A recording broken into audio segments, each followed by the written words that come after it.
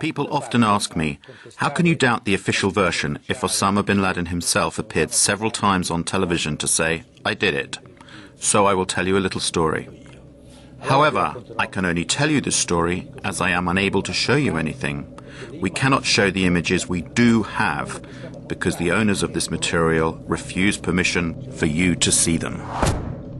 In the summer of 2005, the Commission of the European Parliament for Security and Defence, of which I am a member, was invited to a special screening created by the Washington Center for Strategic Studies.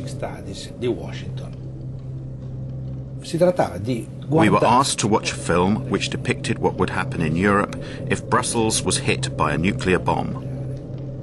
50,000 deaths, 100,000 injured. The reactions of various European governments. Suddenly, footage of Osama bin Laden claiming responsibility for a nuclear attack on NATO headquarters comes on screen. All members of the parliament, myself included, were rendered speechless. American experts from the Center for Strategic Studies were on hand to explain the action on screen.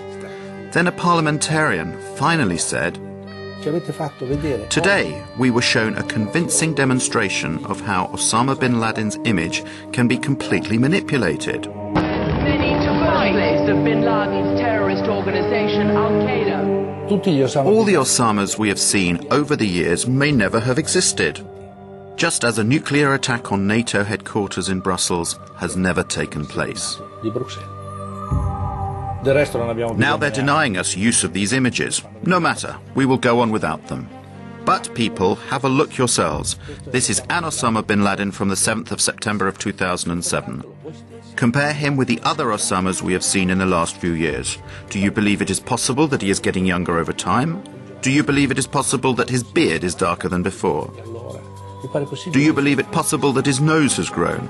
We don't need analysis. A child can understand that they are two different people, but these people are being introduced to us as if they were the same person. And this story has been told to us now for over 6 years.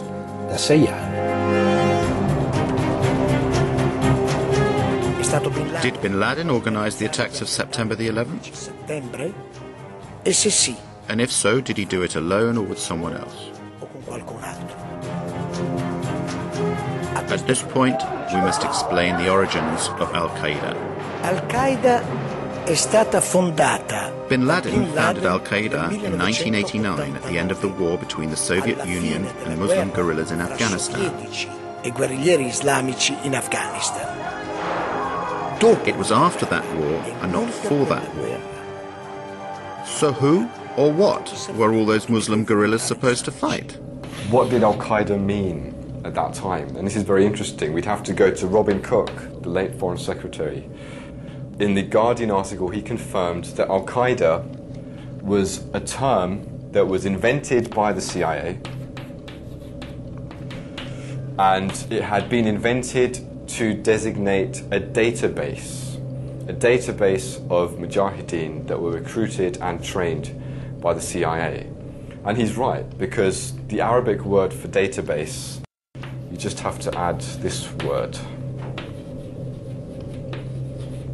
It's Al-Qaeda Ma'lumat. Al-Qaeda means the base, and Ma'lumat means data. Together it means database.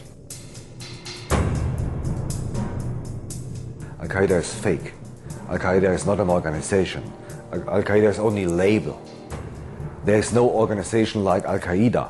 Al-Qaeda is a list of participants in the Afghanistan war of the 80s. Al-Qaeda is nothing. It is only a puppet blown up by the Western propaganda to show the public the big evil.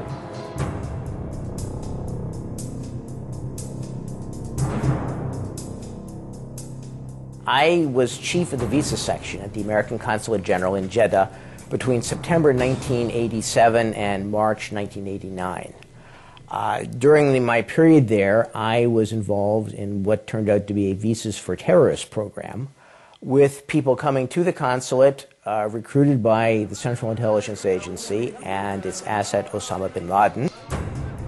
and sent to America, either for instruction in how to be good terrorists, or for rewards, or for debriefings on what they've been doing in Afghanistan. I assume it was simply on how to blow things up, shoot things down, and overthrow governments. After the Cold War, their connections with Al-Qaeda proliferated, multiplied. Al-Qaeda is being controlled in various ways, directly and indirectly.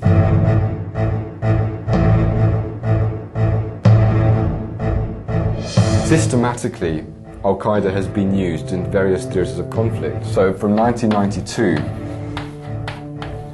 to 95, you look at the Bosnian conflict.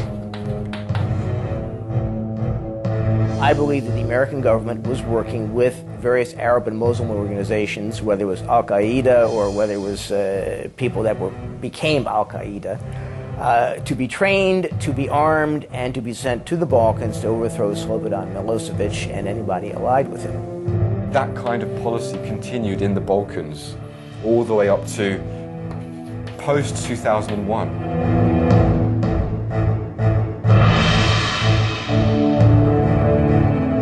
American Secret Services, who only delivered weapons during the war, after the war also engaged the jobless Mujahideen on their own payroll.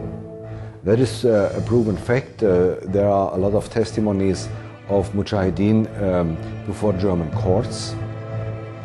They were hired by subcontractors of the Pentagon, namely the private contractor MPRI, Military Professional Resources Incorporated.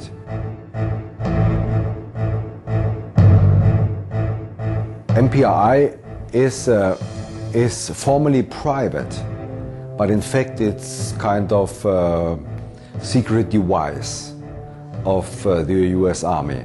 They have more 4-star general under contract than the Pentagon itself. If the Pentagon wants to do some dirty job and thinks they cannot get the money and they cannot get the approval of the US Congress, they give the job to this private company. At the beginning of summer 1999, MPRI brought this Bosnian Mujahideen back to the Balkans, especially into Kosovo, to help the Kosovo terrorist army KLA. They engaged them, they paid them monthly. A lot of Bosnian Mujahideen were involved in the big terrorist attacks of the last 5 years. So, speaking about 9/11, 5 of 7 Arabs in the center of the 9/11 plot were former Mujahideen fighters in Bosnia. 5 of 7. Nobody speaks about it. What is required for you to get a visa approved to enter the United States? The type of information you have to supply is extremely detailed. But a high-ranking official in the US consulate of Jeddah, Michael Springman, revealed the fact that in that office, many CIA agents were working undercover and that the office was issuing too many visas far too easily to some very suspicious people. I was told by a really good contact, a businessman outside the American consulate, that if I had sent one word to the State Department inspection team investigating what was going on in the consulate, I would be fired summarily. Well, that office in Jeddah issued many of the 15 visas that were used by the hijackers to enter the United States. None of the 15 applications conformed to US visa regulations. For example, under the heading Destination, many of them wrote Hotel, New York or California, and in one case, just no. And so, it was common practice to help the terrorists of Al-Qaeda to enter the United States. They came to be trained, and this went on for years and years. The same thing happened with the hijackers of September the 11th. The terrorists, 6 of the terrorists, including Muhammad Atta, trained at U.S. military facilities. Okay?